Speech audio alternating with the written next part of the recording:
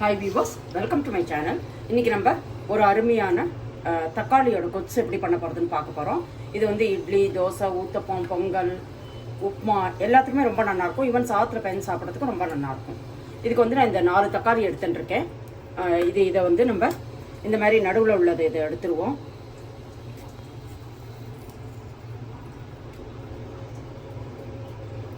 அப்புறம் இதில் வந்து ஸ்லைட்டாக ஒரு கட்டு போட்டுருவோம். சும்மா 2 இடத்துல ஹல்காவாக ஒரு கீரல் பேருக்கு அது வந்து உங்களுக்கு வந்து சீக்கிரம் வேகும். இதை நீங்கள் வந்து பாத்திரத்துலேயும் வேக விடலாம். வெந்நீரை வச்சு பாத்திரத்தில் தண்ணியை கொதிக்க விட்டும் வேக விடலாம்.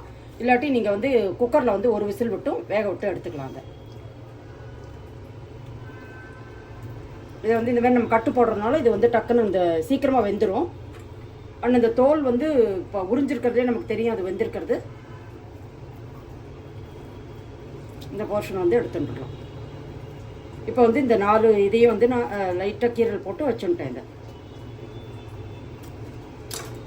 இப்போ இது எல்லாத்தையும் நான் குக்கரில் போட்டு ஒரே ஒரு விசில் கொடுக்க போகிறேன். குக்கரில் இதை போட்டுன்ட்டேன். இதுக்கு தேவையான தண்ணியை விட்டுருக்கேன்.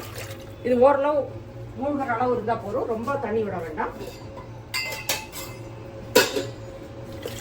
ஜஸ்ட் ஒரு விசில் விட்டு எடுத்துக்க போகிறேன். ஒரு விசில் வந்த உடனே அதோட ப்ரெஷர் அடங்கின உடனே நம்ம அதை ஓப்பன் பண்ணோன்னா சரியாக இருக்கும்.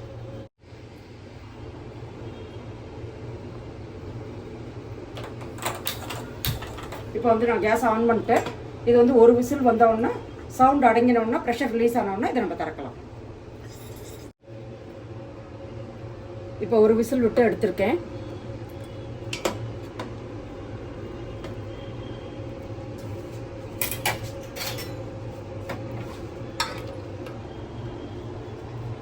பார்த்தாலே தெரியும் உங்களுக்கு தோல்லாம் உறிஞ்சிருக்கு, நல்லா வெந்திருக்குன்னு அர்த்தம். அதுமாரி நம்ம கீரல் போட்டு பண்ணோம்னா அது வந்து தோல் வந்து சீக்கிரமாக வெந்துடும். இப்போ வந்து இதில் தோலை நம்ம மட்டும் எடுத்துட்டுலாம். அதுக்கப்புறம் இந்த தண்ணி அப்படியே வச்சுக்கலாம். இதில் வந்து மேலே உள்ள ஸ்கின் இருந்ததுன்னா அதை எடுத்துடலாம், பல்ப் இருந்ததுன்னா அது அப்படியே இருக்கட்டும். இப்போ இதை வந்து மேலே உங்களால் முடியும்னா இந்த ஸ்டேஜில் வந்து நீங்கள் உரிச்சிக்கலாம். இல்லாட்டி கொஞ்சம் ஆற வச்சுட்டு ஸ்கின்னை ரிமூவ் பண்ணிடணும்.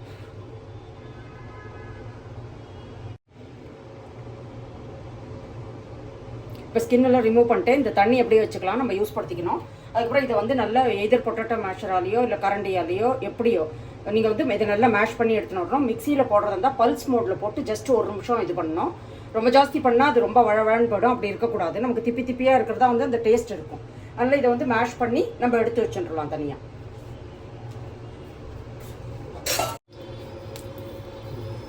கடாய் வச்சுட்டுருக்கேன். அதில் எண்ணெய் விட்டுருக்கேன். நல்லெண்ணெய், ஆயில் நீங்கள் எண்ணெய் குக்கிங்க்கு யூஸ் பண்ணுறதோ அதை யூஸ் பண்ணலாம். கடுகு போட்டுருந்தேன். 3/4 டீஸ்பூன், ஒரு 1/4 டீஸ்பூன் ஜீரகம் போட்டேன். அப்புறம் கொஞ்சமாக ஒரு 1/2 டீஸ்பூன் வந்து உளுத்தம் பருப்பு.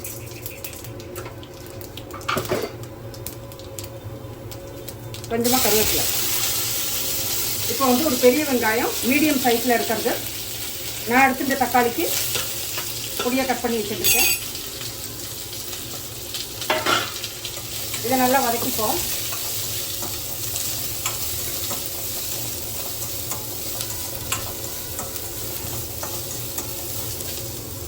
கொஞ்சமாக இதில் சால்ட் போட்டுருவோம், சீக்கிரம் வதங்குவோம்.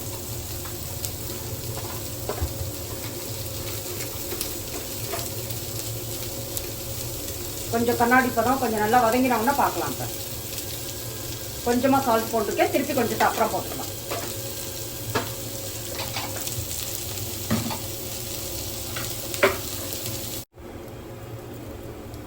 இப்போ நல்லா வதங்கிடுது. இதில் கொஞ்சமாக ஒரு 1/4 டீஸ்பூன் வந்து மஞ்சள் பொடி போட்டிருக்கேன். அதுக்கப்புறம் நம்ம இதை நல்லா மேஷ் பண்ணிட்டு இருக்கோம் இல்லையா, அந்த தக்காளி இதை வந்து இதில் போட்டுக்கணும். கன்சிஸ்டன்சி உங்களுக்கு ஏற்ற மாதிரி வச்சுக்கணும். நீங்கள் எதுக்கு சாப்பிட போகிறாலோ அதுக்கேற்ற மாதிரி.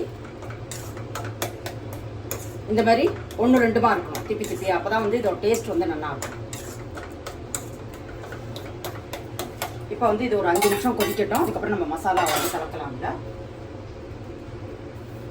இப்போ வந்து இதில் நம்ம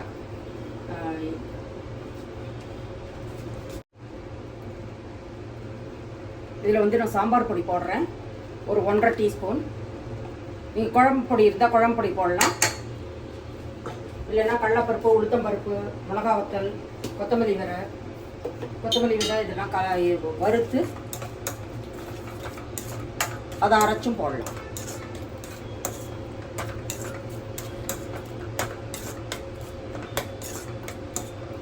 அதோட ஒரு 1/4 டீஸ்பூன் ஜீரகமும் கலந்துக்கலாம். நல்ல வாசனை ரொம்ப நல்லாயிருக்கும். அதையும் நீங்கள் வறுத்து அரைச்சி போடலாம். இல்லை நம்மள்கிட்ட இருக்கிற எந்த சாம்பார் பொடி வேணால் போடலாம், குழம்பு பொடி எது இருந்தாலும் போடலாம். இப்போ வந்து இது கொஞ்சம் நல்லா கொதிக்கட்டும், பச்சை வாசனை போக. கொஞ்சம் கொஞ்சம் இருக்கிற பச்சை வாசனை எல்லாம் போயிடும். சாம்பார் பொடியோடது மசாலா நல்லா மிக்ஸ் ஆகிடும். அதுக்கப்புறம் வந்து இந்த தக்காளி நம்ம வேக விட்டுருக்கோமே அதுவும் வந்து நல்ல அதோட நல்ல உப்பரப்பெல்லாம் பிளெண்ட் ஆகி நல்ல டேஸ்ட் வரும். கொஞ்சம் ஒரு 2 நிமிஷம் கொதிக்கட்டும்.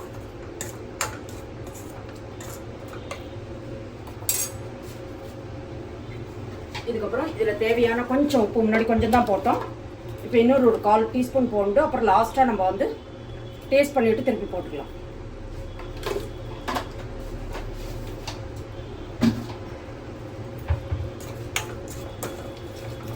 நல்லா 3-4 நிமிஷம் நல்லா வதங்கி எடுத்தது.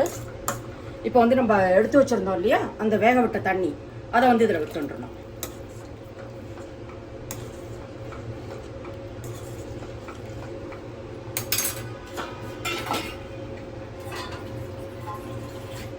இன்னும் கொஞ்சம் தண்ணி விட்டுருக்கேன், நிறைய உள்ள ஒரு 1/4 கப்பு தான் விட்டுருக்கேன். இது நல்லா கொதிக்கட்டும். இது மீட்டாக நம்ம என்ன பண்ண போகிறோம்னா இதுக்கு ஒரு ரிச்னஸ் அண்ட் பைண்டிங் கொடுக்கறதுக்காக இதில் ஒரு 2 டேபிள் ஸ்பூன் வந்து தேங்காய் எடுத்துட்டுருக்கேன். 1 to 1.5 டீஸ்பூன் வந்து இது எடுத்துட்டுருக்கேன் பொட்டுக்கடலை, 1/2 டீஸ்பூன் வந்து சோம்பு எடுத்துட்டுருக்கேன். இது கம்ப்ளீட்லி ஆப்ஷனல், ஆனால் இது விட்டால் வந்து டேஸ்ட் ரொம்ப நல்லாயிருக்கும்.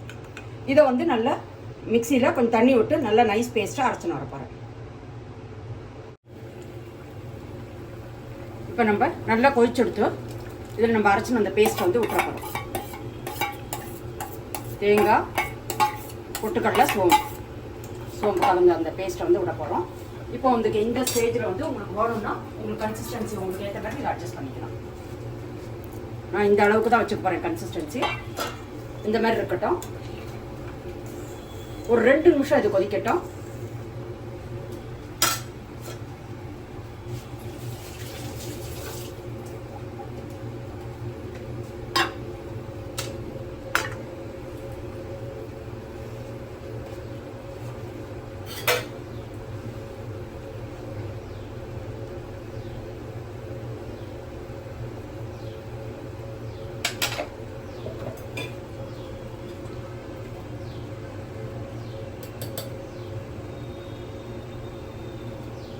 இப்போ வந்து கொதிச்சு எடுத்து 2 நிமிஷம்.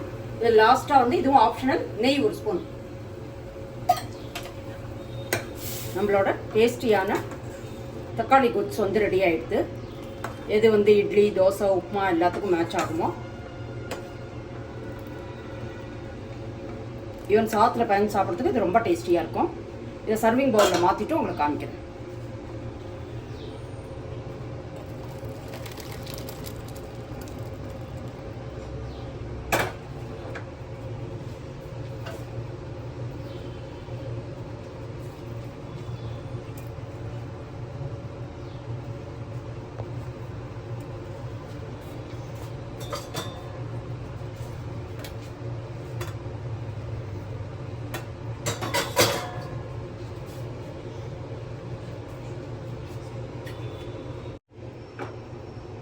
இன்றைக்கி நான் வந்து இட்லியோட பண்ணியிருக்கேன்.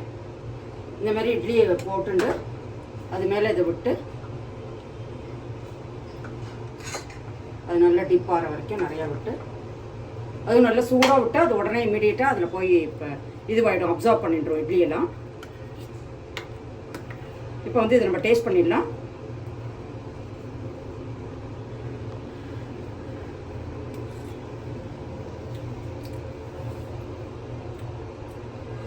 ரொம்ப உரப்பு இல்லாமல் ரொம்ப மைல்டாக ரொம்ப டேஸ்டியாக இருக்குது. இது பண்ணுறது ரொம்ப ஈஸி, ரொம்ப ஜாஸ்தி இன்க்ரீடியன்ஸும் தேவையில்லை. இதை கட்டாயம் பண்ணி பாருங்க. அப்படி இந்த ரெசிபி உங்களுக்கு யூஸ்ஃபுல்லாக இருந்தால் என் சேனலை லைக் பண்ணி ஷேர் பண்ணி சப்ஸ்கிரைப் பண்ணுங்க. மீண்டும் ஒரு நல்ல ரெசிபியோடு நான் உங்களை மீட் பண்ணுறேன். Until then take care. Thank you.